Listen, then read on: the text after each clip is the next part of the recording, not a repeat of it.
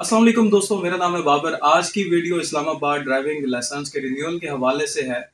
दरअसल अभी अभी मैंने इस्लामाबाद का ड्राइविंग लाइसेंस रिन्यू करवाया। तो ड्राइविंग लाइसेंस के रिन्यूअल के लिए आपको किन डॉक्यूमेंट्स की जरूरत पड़ेगी, किन किन रूम्स में जाना पड़ेगा, किस किस्म की वेरिफिकेशन होंगी, मेरे पास विद वीडियो प्रूफ है। मैं आपको वीडियो के साथ सारी तफसीलात फराहम करूंगा। इस्लामाबाद ड्राइविंग लाइसेंस के रिन्यूअल के हवाले से आप लोगों के जहन में कुछ सवालात होंगे, जैसे इस्लामाबाद ड्राइविंग लाइसेंस के रिन्यूअल की फीस कितनी होगी, क्या मुझे ये लाइसेंस अर्जेंट भी मिल सकता है, कि क्या मेरा Islamabad driving licence without Islamabad address बन सकता है। मेरा तो इस्लामाबाद ड्राइविंग लाइसेंस 2 साल से एक्सपायर है, तो क्या मुझे दोबारा से ड्राइविंग टेस्ट देना पड़ेगा। इस्लामाबाद ड्राइविंग लाइसेंस का मुकम्मल क्राइटेरिया क्या है। इस्लामाबाद ड्राइविंग लाइसेंस के लिए मेरा तो परमानेंट एड्रेस इस्लामाबाद का नहीं है, तो क्या आउट ऑफ सिटी से रिलेटेड लोग भी इस्लामाबाद ड्राइविंग लाइसेंस के लिए अप्लाई कर सकते हैं। और इसके अलावा कोई आपके जहन में सवाल हो तो आप मुझसे कमेंट में पूछ सकते हैं। चलिए आज की वीडियो का आगाज़ करते हैं। दोस्तों, आप इस्लामाबाद ड्राइविंग लाइसेंस के रिन्यूअल के लिए जैसे ही sector F8 Islamabad ITP office के गेट पे पहुंचेंगे तो थोड़ा सा आगे बढ़ने के बाद आपको इस तरह के कुछ चार्ट बैनर्स नज़र आएंगे, जिसमें आप क्लियरली देख सकते हैं कि आपको कोई भी काम करवाने से पहले वैक्सीनेशन सर्टिफिकेट की ज़रूरत होगी। कोरोना वायरस के आपको अगर वैक्सीन लगी हुई है तो उसका वैक्सीनेशन सर्टिफिकेट आपके पास होना बहुत ज़रूरी है। आपके पास एक अदद फ़ोटोग्राफ होनी चाहिए। मेडिकल फॉर्म भी ये आपको F8 ITP ऑफिस से ही मिल जाएगा। मैं आगे वीडियो में आपको उसकी वीडियो क्लिप भी दिखा दूंगा। शनाख्ती कार्ड की कॉपी वैसे तो एक लिखी हुई है, लेकिन आपके पास 3 होनी चाहिए कम अज़ कम। और नीचे लिखा हुआ है हर काम के लिए ये ज़रूरी है, और वाकई ऐसा ही है। चाहे आपने रिन्यूअल करवाना है, चाहे नया लाइसेंस बनवाना है, या चाहे आपने लर्नर बनवाना है, किसी भी सिलसिले में आप ITP सेक्टर F8 इस्लामाबाद के ऑफिस में आते हैं, आपके पास ये चीज़ें होनी चाहिए। फ़ीस शेड्यूल की कुछ डिटेल है जो मैं जल्दी जल्दी पढ़ के आपको बता देता हूँ। Fresh licence fee for learner permit valid for 6 months each category ₹300। ये फ्रेश लर्नर के लिए।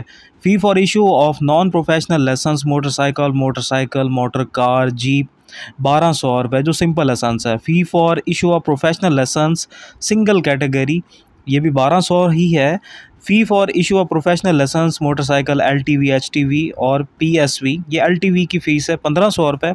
अर्जेंट कार्ड प्रिंटिंग फ़ी एक्सक्लूडिंग अदर प्रेस्क्राइब्ड फ़ी 400। अर्जेंट अगर आप अपना प्रिंट करवाना चाहते हैं लाइसेंस तो उसकी एक्स्ट्रा 400 फ़ीस है। डिजिटल ड्राइविंग लाइसेंस कार्ड फ़ी, ये उनकी एक्स्ट्रा चार्जेस है ₹400। ड्राइविंग टेस्ट फ़ी, फिर आगे उन्होंने नोट दिया हुआ है 200 will be charge on disqualification by test officer. तो ₹200 इसकी फ़ीस है।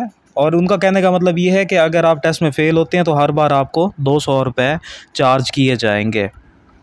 आगे बढ़ते हैं दोस्तों। Renewal duplicate conversion licence fee, renewal of learner permit ₹150, duplicate learner permit ₹150। Fee for renewal of driving licence within 30 days ₹700। मतलब 30 दिनों के अंदर अगर आपका एक्सपायर होता है, आप दोबारा रिन्यू करवाते हैं, ₹700 फ़ीस है। फिर नेक्स्ट है renewal of licence after 30 days but within 1 year ₹700। मतलब 1 साल से 30 दिनों तक ₹700 ही फ़ीस है जब एक्सपायर होता है। रिन्यूअल की मैं बता रहा हूँ आपको। Renewal of licence after 3 years applicant has to appear for driving test as per section 12(4) ₹4,000। अगर आपके ड्राइविंग लाइसेंस को एक्सपायर हुए 3 साल से ज़्यादा अरसा हो गया तो फिर आपको दोबारा ड्राइविंग टेस्ट के लिए अपीयर होना पड़ेगा। Number 7, fee for conversion duplicate and additional endorsement ₹1200 fees है। अर्जेंट कार्ड प्रिंटिंग फ़ी एक्सक्लूडिंग प्रेस्क्राइब्ड रिन्यूअल इशूएंस फ़ी ₹400। डिजिटल ड्राइविंग लाइसेंस कार्ड फ़ी ₹400। दोस्तों, ये जो मैंने अभी आपको शेड्यूल बताया फ़ी स्ट्रक्चर, तो ये तो जस्ट बैनर्स पे लिखा हुआ है जब आप टेस्ट देने के लिए जाते हैं और लाइसेंस बनवाते हैं, मगर मैं आपको अपना पर्सनल एक्सपीरियंस आगे बताऊंगा कि इन फ़ीस में और रियलिटी की जो फ़ीस मुझसे चार्ज की गई उसमें कितना फ़र्क है। और आखिर में restoration fee after suspension of licence, मतलब कि आपका सस्पेंड किसी वजह से, आपकी गलत ड्राइविंग हैबिट की वजह से सस्पेंड किया जाता है ट्रैफिक पुलिस की तरफ से, तो फर्स्ट रेस्टोरेशन फ़ीस है 10,000 रुपये और सेकंड रेस्टोरेशन फ़ीस है 20,000 रुपये। दोस्तों, ये जो डिटेल्स मैंने आपको अभी इंग्लिश में बताई हैं, ये उनकी उर्दू में ट्रांसलेशन है। तो आप में से जिन फ्रेंड्स को इन्हें तफसीलात के साथ उर्दू में पढ़ना है, तो ये वीडियो को पॉज करके आप इन्हें उर्दू में भी पढ़ सकते हैं। ये दोस्तों आपके सामने जो 2 लाइसेंस हैं, ये मेरे हैं। लेफ़्ट साइड वाला अभी न्यू रिन्यू करवाया है, राइट साइड वाला ओल्ड लाइसेंस है। बताता चलूँ कि अभी मेरा 25 अक्टूबर 2021 को लाइसेंस एक्सपायर होना था, मगर मैंने इसे 1 महीना पहले ही रिन्यू करवा लिया। तो अगर आप लोग भी अपने लाइसेंस को पहले रिन्यू करवाना चाहते हैं, 1 महीना पहले, 1.5 महीना पहले, तो आप करवा सकते हैं। मैंने जब करवाया मुझे किसी किस्म का कोई इशू नहीं आया। अभी मैं आपको ये दोनों लाइसेंस जूम करके दिखा देता हूँ कि आखिर इन दोनों में फ़र्क क्या है। दोस्तों, यहाँ पे मैंने जूम कर दिया, जहाँ पे क्लियरली देखा जा सकता है राइट साइड वाला ओल्ड इस्लामाबाद का ड्राइविंग लाइसेंस है, जिसमें लोगो और पाकिस्तान का फ्लैग और कलरिंग थोड़ी ज़्यादा थी, इन्हांसमेंट थी। मगर इसके बरक्स अगर लेफ़्ट साइड वाले को देखा जाए तो काफ़ी सिंपल कर दिया, मगर इसके अंदर एक चिप लगा दी है। इस चिप के ज़रिए अब आपकी तमाम तर डिटेल ITP ऑफिसर के पास चली जाएंगी। ये नादरा की तरफ से बनाई गई हैं। और अभी बैक साइड पे भी देखा जा सकता है कि जो ओल्ड लाइसेंस था इस्लामाबाद ड्राइविंग लाइसेंस, उसमें काफ़ी डिटेल है, और जो न्यू है उसमें बिल्कुल किसी किस्म की कोई डिटेल नहीं दी गई, जस्ट डेट दी गई है। और इसके अलावा जो भी आपको अपनी डिटेल चाहिए होगी, वो जो मैंने आपको चिप बताई है, उस चिप के ज़रिए आपकी डिटेल सामने आ जाएगी। जैसे ID कार्ड स्मार्ट कार्ड में चेंज हो चुका है, उसी तरीके से अब ये नया ड्राइविंग लाइसेंस भी स्मार्ट कार्ड में चेंज हो चुका है। जैसे ही आप sector F8 Islamabad ITP office में आते हैं, तो अगर तो आपके पास अपॉइंटमेंट है तो जस्ट आप अपनी अपॉइंटमेंट इन ऑफिसर्स को दिखाकर डायरेक्ट अंदर जा सकते हैं। और अगर आपके पास अपॉइंटमेंट नहीं है तो इन लोगों की तरह आपको बहुत लंबी कतार में खड़ा होना पड़ेगा। तकरीबन 500 लोग होंगे, उनके बीच में आपको सुबह 7 बजे खड़ा होना पड़ेगा। और बताता चलूँ, सुबह 9 बजे ऑफिस खुलता है, 2 घंटे आपको लाइन में खड़ा होना पड़ेगा अगर आप जल्दी अंदर एंटर होना चाहते हैं। तो जैसे ही आप ऑफिसर्स के पास पहुँचेंगे, टर्न बाय टर्न, तो वो आपके डॉक्यूमेंट्स देखेंगे। जो शुरू में मैंने आपको बताया कि वैक्सीनेशन सर्टिफिकेट होना चाहिए, बेफॉर्म होना चाहिए, आपकी पिक्चर होनी चाहिए, ID कार्ड की कॉपी होनी चाहिए, और ओरिजिनल लाइसेंस होना चाहिए। ये मैं रिन्यूअल की वीडियो बता रहा हूँ। तो वो वाली ये आपकी सारी डिटेल्स चेक करने के बाद आपकी जो फाइल है उसके ऊपर नंबर लगा देंगे। मतलब आपके पास जो डॉक्यूमेंट्स होंगे, जो सबसे ऊपर वाला पेज होगा, उस पे आपका एक टोकन नंबर लगाकर आपको अंदर भेज देंगे। अभी मेरे पास जो डॉक्यूमेंट्स हैं उनकी डिटेल्स बता दूं। ये आप देख सकते हैं सामने फ्रंट पे मेरे पास 2 ID कार्ड हैं, ऊपर टोकन नंबर लिखा हुआ है 30R। 2 ID कार्ड्स की फ़ोटोकॉपी है, उसके नीचे मेडिकल फॉर्म भी है। ये एक पिक्चर आपको ख़ुद पेस्ट करनी होगी। उसके नीचे ये SMS है, जो मैंने वैक्सीन लगवाई थी उसका मैंने प्रिंट निकाला हुआ है अपनी तसल्ली के लिए। और नीचे वैक्सीनेशन सर्टिफिकेट है। याद रखें, आपके पास वैक्सीनेशन सर्टिफिकेट होना बहुत लाजिम है, वरना आपको अंदर नहीं जाने देंगे। ये देखें, ये सारे डॉक्यूमेंट्स लेकर मैं बाहर बेंच पर बैठा हूं, और वो जो सामने रूम आपको एरो में नज़र आ रहा है, थोड़ी देर के बाद एक ऑफिसर निकलेगा और यहाँ पर आकर लाउडली बोलेगा। सबसे पहले जिन लोगों के पास ऑनलाइन अपॉइंटमेंट होगी उन्हें बुलाएगा, कॉल करेगा, और उनके साथ फिर हमें भी कॉल करेगा। एक लाइन ऑनलाइन अपॉइंटमेंट वालों की जाएगी, एक लाइन उनकी जाएगी जिनके पास अपॉइंटमेंट नहीं होगी, जो मैन्युअली सुबह 7 बजे कतार पे लगकर टोकन नंबर लेकर आए होंगे। उनको 1 बाय 1 अंदर बुलाया जाएगा।